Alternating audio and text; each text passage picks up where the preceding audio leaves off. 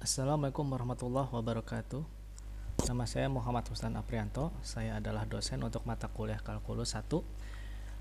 Pada hari ini, pertemuan pertama untuk mata kuliah Kalkulus, kita akan membicarakan beberapa hal yang berkaitan dengan Kalkulus 1.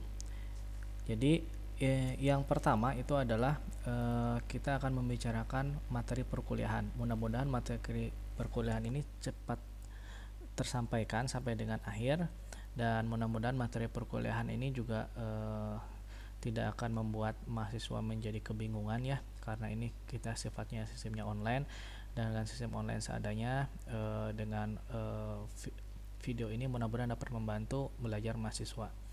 Jadi yang akan kita pelajari ya, ini saya bagi menjadi dua bagian besar, yaitu yang pertama itu adalah sebelum UTS dan setelah UTS. Kalau sebelum UTS kita akan belajar hal-hal dasar dulu yang biasa dipakai di dalam nanti di perhitungan-perhitungan kalkulus. Jadi seperti pertemuan pertama kita akan berbicara mengenai sistem bilangan dulu. Nah, penamaan bilangan di dalam matematika ini kan banyak sekali ya. Ada bilangan prima, kemudian bilangan cacah gitu ya, kemudian bilangan nyata, tidak nyata, atau real, imajiner gitu ya, dan seterusnya. Ini kita akan membicarakan sistem bilangan real. Kenapa yang akan membicarakan sistem bilangan real? Karena setiap perhitungan di dalam kalkulus itu sebagian besar menggunakan sistem bilangan real.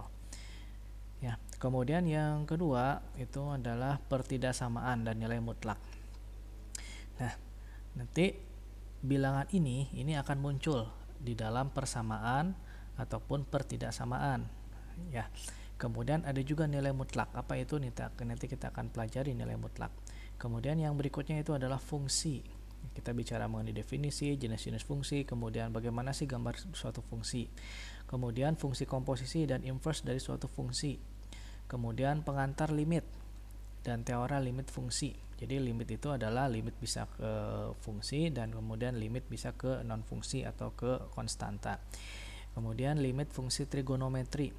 Trigonometri itu kalau kita melihat teorema Pythagoras ya, itu adalah sinus, cosinus, kemudian tangent.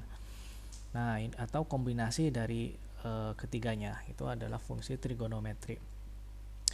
Kemudian limit tahingga dan fungsi kontinu. Nah, setelah UTS kita akan masuk kepada turunan ya, atau diferensial gitu ya. Nah, sedangkan di sini kita masih menggunakan limit untuk menghitung turunan dari suatu fungsi, masih kita menggunakan metode limit. Nah, setelah UTS kita akan menggunakan metode turunan atau diferensial. Jadi kita akan belajari definisi turunan, sifat-sifat turunan, turunan fungsi trigonometri, kemudian turunan fungsi logaritma dan eksponensial, kemudian ada chain rule atau aturan rantai, kemudian turunan tingkat tinggi, jadi turunannya berlapis, kemudian turunan fungsi implisit. Nah, artinya turunan tingkat tinggi itu adalah fungsinya turunannya berlapis dan tidak akan selesai, seperti contoh pada turunan eksponensial gitu ya. Kemudian logaritma natural gitu ya.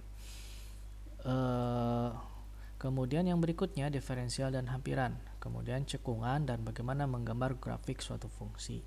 Nah, ini akan kita pelajari selama di mata kuliah kalkulus 1.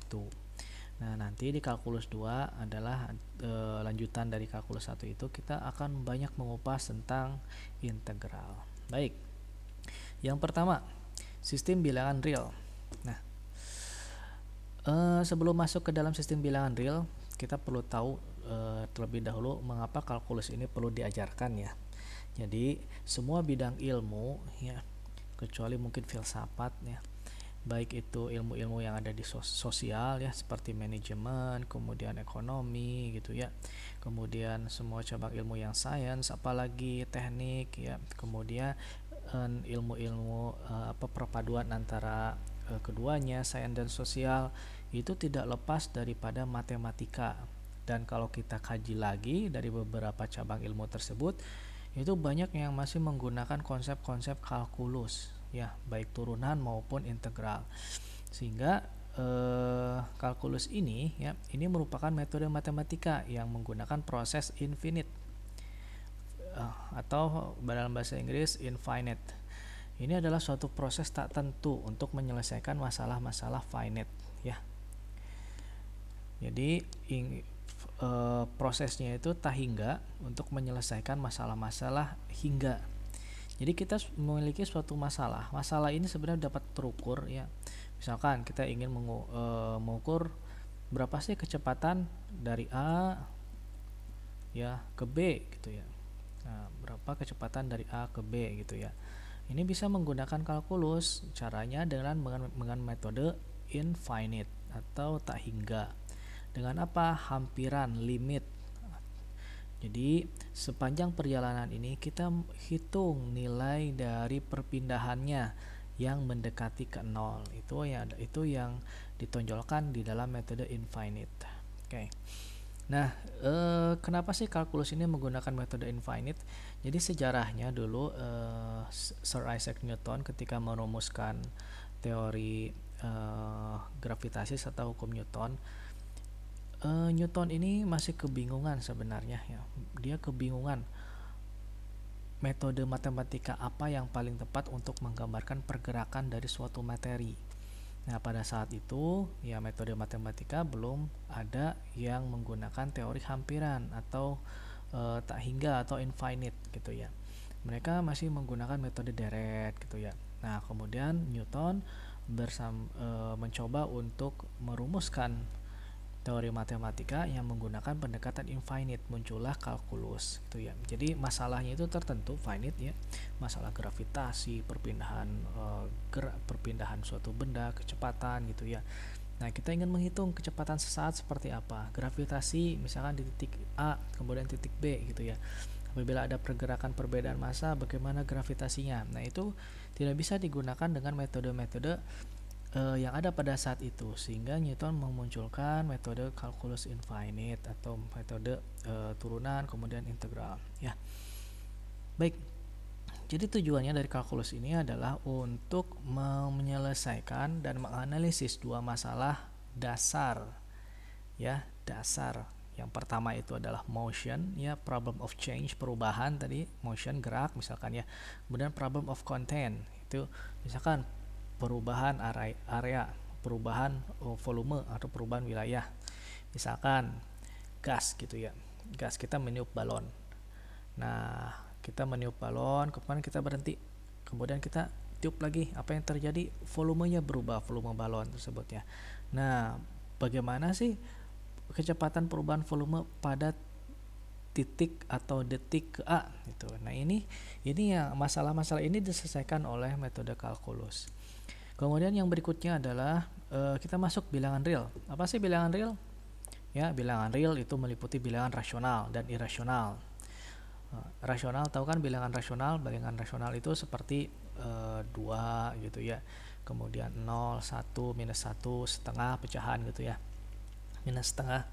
Dan irasional itu adalah bukan bilangan dari rasional. Artinya apa? Dia bukan satuan. Jadi biasanya desimal gitu ya. Kemudian V kan desimal ya, 22/7 itu, atau hampirannya 3,14. Nah, bilangan rasional itu apa sih? Meliputi semua bilangan bulat, positif, 0, negatif. Nah, yang irasional berarti yang tidak positif, maksudnya itu tidak bulat ya, pecahan misalkan gitu ya. Nah, seperti ini. Kemudian bilangan natural E, ini irasional juga, 2,7 itu E gitu ya. Kemudian konstanta gravitasi juga irasional gitu ya. Kemudian himpunan semua bilangan real ini disimbolkan, dinotasikan dengan R gitu ya. Jadi semua bilangan kalau di dalam matematika untuk mempermudah penulisan kita menggunakan simbol R gitu ya. Cacah itu misalkan C gitu ya. Imajiner I atau J gitu ya, J atau I gitu ya, J atau I ya, imajiner, IM dan seterusnya. Nah, bilangan real ini sebenarnya adalah bilangan yang selalu dipakai dalam matematika, baik itu aljabar, trigonometri gitu ya. Karena selalu dipakai di dalam perhitungan matematika, maka bilangan-bilangan real ini akan memenuhi sifat-sifat dari aljabar seperti penjumlahan, pengurangan, perkalian, pembagian gitu ya.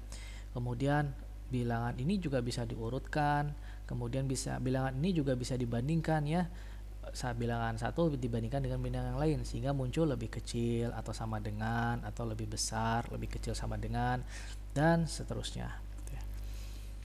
Nah, bilangan real ya, dulu ketika waktu kita SD biasanya kita menggambarkan bilangan menggunakan garis bilangan gitu ya. Nah, seperti ini. Nah, atau kalau di dalam SMA, SMK menggunakan sistem koordinat, misalkan XY atau koordinat kartesian gitu ya. Nah, ini hanyalah representasi penggambaran bilangan real supaya kita memperoleh gambaran yang lebih sederhana tentang bilangan yang akan kita analisis gitu. Baik, kalau kita lihat grafiknya ya. Jadi bilangan itu adalah ini bilangan asli. Asli tahu kan? Bilangan asli itu 1, 2, 3, 4. Sini keterangannya ya. Ini silakan bisa dilihat keterangan bilangan asli itu seperti apa.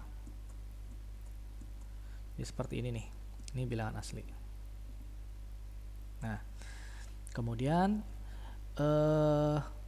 di atas bilangan asli yang melengkapi semua bilangan asli itu adalah bilangan bulat. Nah, bilangan bulat berarti apa? 0, 1, 2, 3, minus 1, minus 2 gitu ya. Nah, nanti di bilangan antara bilangan asli dan bilangan bulat juga ada bilangan lagi yang lainnya ya, bilangan positif dan bilangan negatif gitu ya. Nah, jadi seperti itu pembagiannya. Kemudian tapi bilangan positif dan negatif itu angka positif dan angka negatif itu ini menjadi satu bagian di dalam bilangan bulat. Kemudian di atas bilangan bulat itu yang mencakup semua bilangan-bilangan asli dan bulat itu adalah bilangan rasional. Bilangan rasional apa sih? Pecahan bentuknya itu ya. Bilangan rasional itu bentuknya adalah pecahan. Gitu. Pak, misalkan ada yang nanya, Pak, kalau 2 itu kan bukan pecahan, Pak. 2 itu bisa pecahan. 4/2 ini sama dengan 2 gitu ya. Jadi bilangan rasional itu mencakup bilangan asli, bilangan bulat gitu ya. Itu jawabannya kalau misalkan ada yang bertanya. Itu kan bilangan ini kan bukan bilangan pecahan kayak gitu ya. Jadi semua bilangan asli dan bilangan bulat bisa ditulis dalam bentuk pecahan ya. Oke. Nah, setelah bilangan rasional sebenarnya ada lawannya dari bilangan rasional itu ya, yang mencakup keduanya ya. Itu adalah bilangan irasional, yaitu bilangan yang bentuknya bukan pecahan, tidak bisa ditulis dalam bentuk pecahan. Bilangan yang sebenarnya bisa ditulis dalam bentuk pecahan, cuman lebih prefer untuk ditulis dalam bentuk aslinya. Ya. Misalkan koma gitu ya. 3,14 akar 3 V gitu ya, akar 2 gitu ya.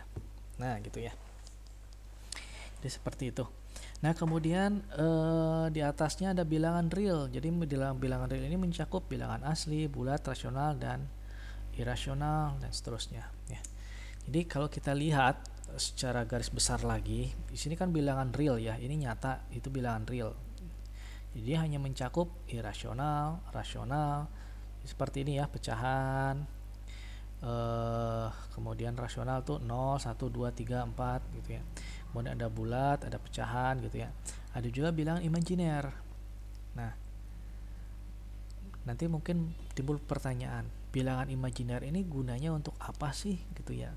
Soalnya kan kita hidup di dunia nyata. Kita ke pasar juga hitungannya itu nyata, bulat gitu ya, tidak mungkin pecahan atau koma-koma gitu ya. Nah, jadi bilangan imajiner ini apakah ada manfaatnya? Ada manfaatnya. Bilangan imajiner ini dipakai di dalam teori kelistrikan ya. Contoh misalkan teori apa? Ya, arus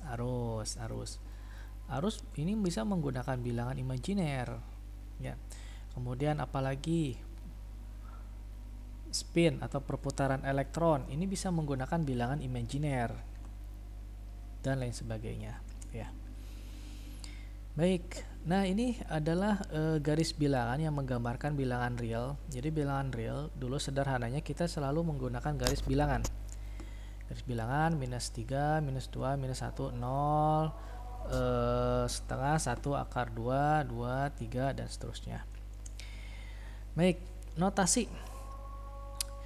Di dalam sistem bilangan ataupun di dalam matematika secara umum, notasi itu adalah hal yang bukan wajib ya, itu adalah hal yang umum, hal yang lumrah, hal yang selalu dipakai gitu. Jadi kita nanti akan sering menemui notasi-notasi seperti ini ya. Misalkan himpunan yang anggotanya terdiri dari A sampai B, di mana ya X itu adalah mencakup semuanya elemen bilangan real ya.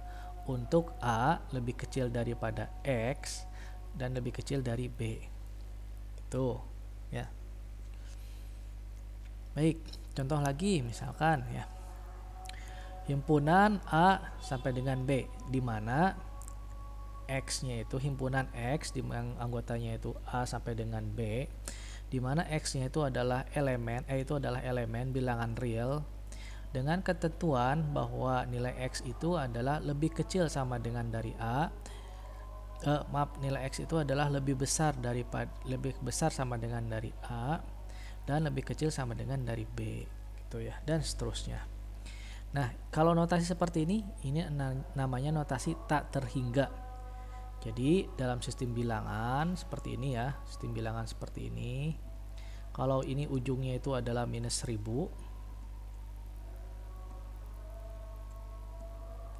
maka yang minus tak terhingga itu adalah semua sampai ke sini terus gitu ya, sampai kita tidak menemukan ujungnya. Itu adalah minus tak terhingga. Minus tak terhingga sampai kita tidak menemukan ujungnya. Tuh. Baik, saya rasa untuk kuliah pengantar pada pertemuan kali ini saya cukupkan sampai di sini. Saya tidak akan memberikan kuliah secara panjang lebar. Insya Allah kita akan bertemu kembali minggu depan di waktu yang sama. Minggu depan kita akan berbicara mengenai pertidaksamaan ya. Baik, silakan masing-masing mahasiswa untuk mengisi absennya yang telah disediakan. Kemudian silakan juga cek di platform masing-masing apakah ada tugas atau tidak. Nah, kalau misalkan ada tugas silakan dikerjakan. Kalau tidak ada, nanti tugasnya saya akan berikan minggu depan ya. Terima kasih atas perhatian semuanya. Wassalamualaikum warahmatullahi wabarakatuh.